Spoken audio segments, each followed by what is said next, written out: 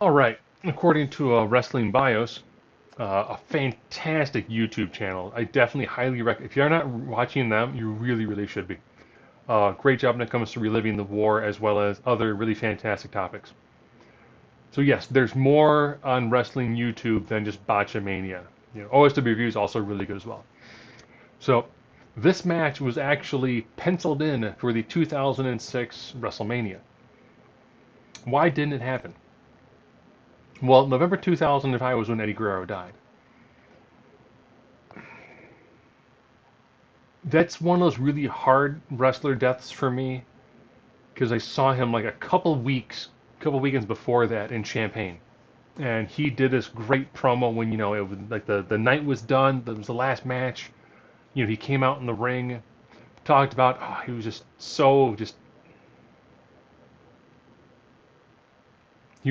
like full of life and just so happy to be there. And as they were talking about dream matching this, they both went, man, here's two guys who both battled their demons. They both won, and easily two of the greatest to ever put on a pair of boots. And they never wrestled each other. Never. So as always, these are my opinions. A lot of this is trying to keep things within kayfabe. So Shawn Michaels, easily one of the greatest of all time. The person who really helped, I don't want to say pioneer, but made it more mainstream for smaller guys. Eddie Guerrero, Latino Heat, did some solid work in WCW when he made his trip to the WWE. He really became just a fantastic wrestler once he was able to incredibly just turn up what is that he has for his personality, the lie, cheat, and steal. If he was still around now, if you thought that Eddie and Ray were great, now picture Eddie, Ray, and Dom, and how amazing that would be. So as long as we'll go through this, who do I think has the edge when it comes to strength? Very easy. I'm gonna give this one to Eddie. Eddie towards the end of his career was just built significantly bigger from a musculature standpoint than Shawn Michaels was, but Shawn Michaels never needed to be. He was a smaller guy in an era of like 7-footers, and guys like 6'10". So he never was really a really large, super muscular guy. He didn't need to be. Speed. I'm also give this one to Eddie. Not saying that Shawn was slow by any imagination, but when you look at the amount of just quickness that Eddie had, definitely he would have a pretty high advantage when it comes to speed. Endurance, again, this is probably the fact that Eddie didn't get as much of a time at the top of the card as he rightfully deserved. Shawn, this is more of his 2002 on run.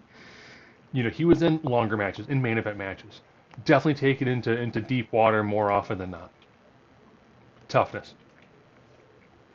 Again, around this time with Shawn Michaels, you're looking at the unsanctioned match with Triple H. You're looking at the first chamber match.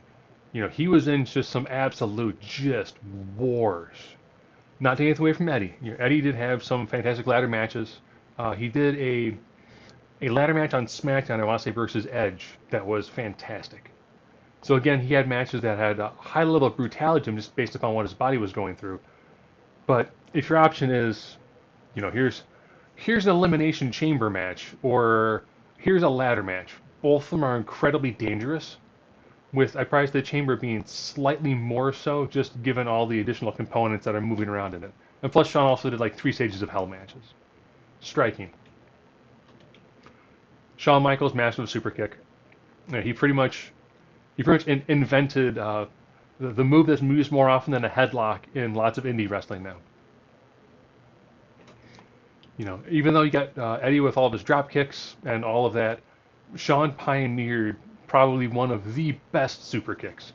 Don't believe me? You can hit a quick YouTube search when this is done, and you can watch him hit that super kick on Shelton Benjamin, or his like 6-inch super kick he did against Kurt Angle. Grappling. Again, you could with all these. If you disagree, that's why there's a comment section. I give the grappling aspect to Shawn. If nothing else, Shawn had With him having more main event opponents, he tended to take on people who had slightly more varied skill sets. Not saying that we never saw Edge have fantastic matches with Kurt Angle or Chris Benoit. We saw some of the matches with Shawn Michaels. But Shawn definitely used more grappling moves, more slams, more styles of suplexes. Again, same thing with submissions. Shawn would use cross faces in matches. He was not afraid to use a sharpshooter every now and then. Yes, Eddie had the last from El Paso, but that really wasn't his milieu. That wasn't the thing that really, really brought him to the dance. High flying, that's Eddie. Yes, Shawn has probably one of the best elbow drops, a fantastic moonsault. Eddie, gorgeous frog splash. His helos, his suicide dives. He definitely had much more of a high flying skill set to them. When I thought about grappling, I was like, do I include like a head scissors or a Frankensteiner? Would I include those like a Hurricane Rana? Would I include those sorts of moves in grappling or high flying? And I picture them more from a high flying standpoint. So over with the crowd. Hear me out on this. Hear me out. As much as everyone loves and respects Shawn, everyone incredibly loved Eddie. Eddie's music hit, and like that was it. The crowd went nuts. Doesn't matter if he was a heel. You were like, he's just so good at this. He was just so fantastic. The crowd absolutely loved and adored him. I mean, you watch almost anytime he came down the ring, the crowd popped. The crowd exploded. Shawn gets a similar reaction too, because of course Shawn, is arguably one of the greatest of all times. But looking at the way these two, the pop that they would have gotten, I could picture Eddie getting a slightly bigger pop in this sort of moment than Shawn. If you want a real good indication of that, go back to that WrestleMania where Eddie hugs Vacant and just listen to the crowd. The crowd got to follow Eddie as he struggled, as he came back, and he talked about it. And the crowd loved him for that level of vulnerability. Ring psychology. These two are fantastic at this. But the fact that people can say, oh, he did the Eddie spot, and it's where a guy takes a steel chair, hits it, throws it to the guy, and lays down, and the guy turns around. You hit him with the chair. Oh, I didn't do anything. It's brilliant. It's such a fantastic piece. Just the things that he would do in a match, or go back to when he took on Kurt Angle, and he had like, oh, my ankle is swelling, so he slightly undid his boot. So then when Angle went to do the ankle lock again, the boot came off and he rolled him up, and it's like it's brilliant. He was mind-bogglingly good at this sort of thing. Yes, you can say, well, look back to Shawn Michaels taking on Ric Flair. I'm sorry, I love you. But that was an emotionally charged moment, and he was probably the best guy at the time to take on Ric Flair in that moment. But I would still say, in a big match scenario, I give it to Eddie. I definitely give ring psychology to Eddie.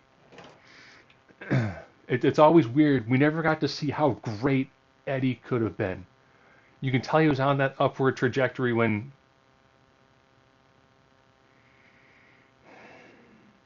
he died. You could tell that he was great, but we never got to really experience how great he could have been. Mic work. Again, with all these, you can debate me in the comments, and it's entirely fine. I'm going to give it to Shawn. And I think with Shawn, it's the longevity of the career and the fact that he could do a longer promo. Eddie normally didn't, but he didn't need to.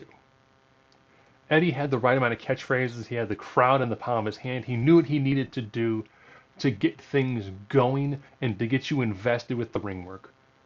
Where I think Shawn had the ability to also draw you in with the story he would actually tell you with his words and with his actions, where Eddie was definitely actions and emotion. As always, if you agree, by all means. If you disagree, that's why there's a comment section. Just try to be respectful to each other.